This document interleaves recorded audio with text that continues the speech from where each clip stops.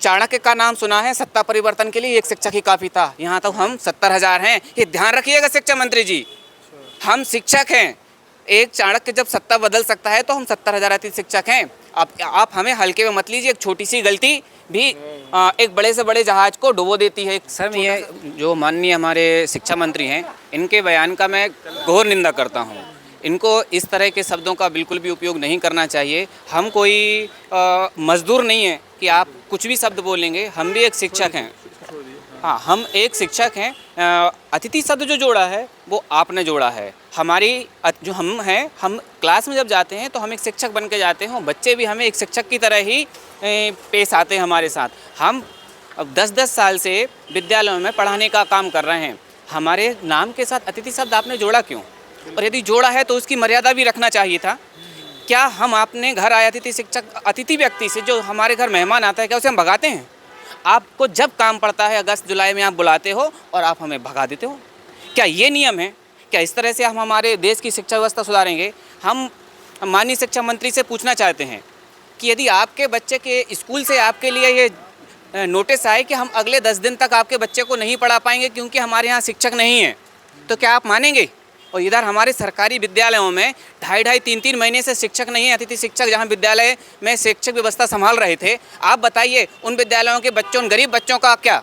आपको ये समझ में नहीं आता कि उन गरीब बच्चों के लिए कोई व्यवस्था नहीं है? हम शिक्षक, अतिथि शिक्षक ना कि सिर्फ अतिथि शिक्षक हैं, हम अपने हक के लिए लड़ रहे हैं। और हम तमाम लाखों करोड़ों गरीब बच्चों के लिए भी लड़ रहे हैं कि जिनके पास आज रेगुलर शिक्षक नहीं है। हम वहाँ पर अध्यापन कार्य करा रहे हैं। आपको शर्म आनी चाहिए कि आप इतने लाखों विद्यार्थियों का हनन कर रहे हैं, उनके अधिकारों का हनन कर रहे हैं। साथ में आप ये नहीं देख रहे कि वो गरीब बच्चों के लिए कहीं प्राइवेट स्कूल में व्यवस्था होती तो वो आपके सरकारी स्कूल में नहीं होते। आंकड़े बताते हैं कि प्रतिवर्ष सरकारी स्कूलों में बच्चों की संख्या घट रही है। क्यों घट रही है? आप शिक्षा की व्यवस्था सुधार नहीं रहे हो, उल्टी बिगाड़ रहे हो। सारे विद्यालयों में इस समय अफरा तफरी है। कोई यहाँ से वहाँ जा रहा है, कोई वहाँ से यहाँ जा रहा है। कहीं प्राथमिक स्तर के अतिशेष निकाले जा रहे हैं, कहीं माध्यमिक स्तर के अतिशेष निकाले जा रहे हैं, तो कहीं फिर ट्रांसफ़र पॉलिसी आ रही है। इन सब से हो क्या रहा है? इन सब से विद्यालय अस्त व्यस्त हो रहे हैं। शैक्षिक व्यवस्था बिल्कुल पूरी तरह से देशनाबूद हो चुकी है। अतिथि शिक्षकों की जहाँ तक बात है, तो अगर आप जुलाई अगस्त से पहले अगर हम लोगों को हम यथा स्थान पर नियुक्त कर देते, नियमित की तो बात छोड़ दीजिए, मत कीजिए, अभी आपके बस की नहीं है तो, लेकिन कम से कम समय से अगर आप हमें विद्यालय भेजते हैं तो आपकी शैक्षिक व्यवस्था सुचारू रूप से चल सकती थी। लेकिन नहीं चल पा रही। क्यों? क्योंकि आपने कोई पॉलिसी ही नहीं बनाई। आपको दिख ही नहीं रहा है कि हमारे विद्यालयों में बच्चों के लिए पढ़ाने वाला कोई नहीं है। अगर आप वित्त मंत्रालय की बात कर रहे हो कि वित्त हमें परमिशन नहीं दे रहा है, तो हम माननीय जी से पूछना चाहते हैं कि हम अतिथि शिक्षकों ने मानदेय के रूप में जितना पैसा पिछले 10 साल में लिया है उतना रेगुलर शिक्षक 1 साल में लेके जाता है।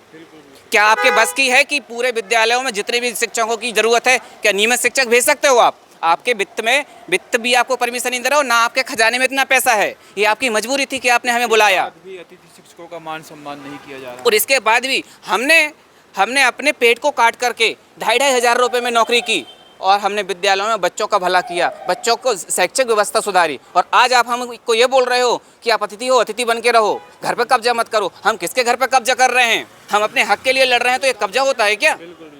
आप ये बताइए, एक व्यक्ति जो शिक्षक है वो क्लास में जब 10 साल वो एक शिक्षक के तौर पर पढ़ाता है, आप उसे 6 महीने के लिए काम देते हो। 6 महीने क्या हाथेला ढड़काने जाए? क्या करे? मजदूरी करे? उसका भी एक स्टेटस बन जाता है एक शिक्षक के तौर पर। उसी बच्चे के सामने क्या वो मजदूरी करने जाए? आप ये बता दीजिए कि जो शिक्षक अतिथि शिक्षक हैं, आप उनको 6 महीने के लिए बुलाते हो, बाकी के 6 महीने उनको क्या काम दोगे? क्या बेरोजगार भत्ता दे रहे हो? क्या करवा रहे हो? हमारे बच्चे नहीं हैं क्या? और ये बेतों के बयान दे देकर आप हम सांत्वना नहीं दे रहे हो आप कि चलो ये इतने परेशान हैं और रोजगार से परेशान हैं, आर्थिक स्थिति से जूझ रहे हैं और कहीं पर भी इनको कोई तरह का कोई सांत्वना नहीं मिल रहा है, और आप बेतों के बयान देकर उनके खून को और खोलवा रहे हो। आप ये भूल रहे हो कि चाणक्य का नाम सुना है, सत्ता परिवर्तन के लिए एक शिक्षक ही काफ़ी था। यहाँ तो हम 70,000 हैं, ये ध्यान रखिएगा शिक्षा मंत्री जी।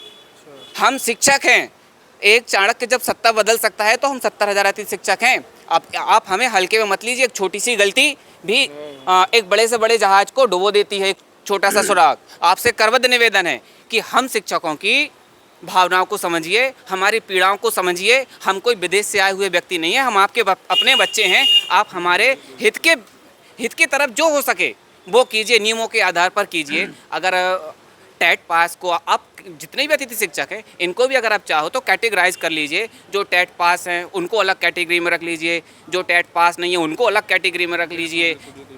और लगभग 1 साल पहले पूर्व मुख्यमंत्री शिवराज सिंह चौहान ने महापंचायत बुलाई थी। उसमें बहुत सारी मांगों को पूरा करने को कहा गया था, लेकिन उनमें से अभी तक एक भी मांग पूरी नहीं हुई है।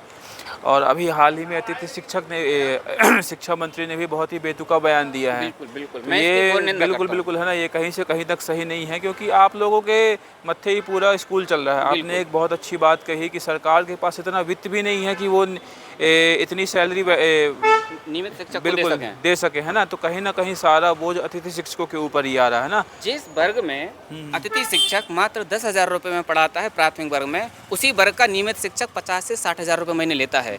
तो हम 5 विद्यालयों में आप 5 विद्यालयों में शिक्षक रख सकते हो एक नियमित शिक्षक की सैलरी में। उसके बाद भी आपको हमारा एहसान मानने के बजाय आप हमको बाहर का रास्ता दिखा रहे हो। बिल्कुल, हाँ चलिए ठीक है। इसकी तो मैं घोर निंदा करता हूं। बिल्कुल मुख्यमंत्री जी आपसे निवेदन है, शिक्षा मंत्री जी आपसे भी निवेदन है कि आप इन शिक्षकों की मांगों को सुनिए, क्योंकि ये शिक्षक कई सालों से आपकी स्कूलों को बेहतर बना रहे हैं, आपकी शिक्षा व्यवस्था को अच्छा दुरुस्त कर रहे हैं। तो इनकी मांगों को स्वीकार करिए, क्योंकि ये लगातार 400-500 किलोमीटर दूर से आते हैं, परेशान होते हैं, किराया भाड़ा लगाते हैं। इनका मासिक वेतन भी इतना नहीं है कि आप ये बार बार आके प्रोटेस्ट करें।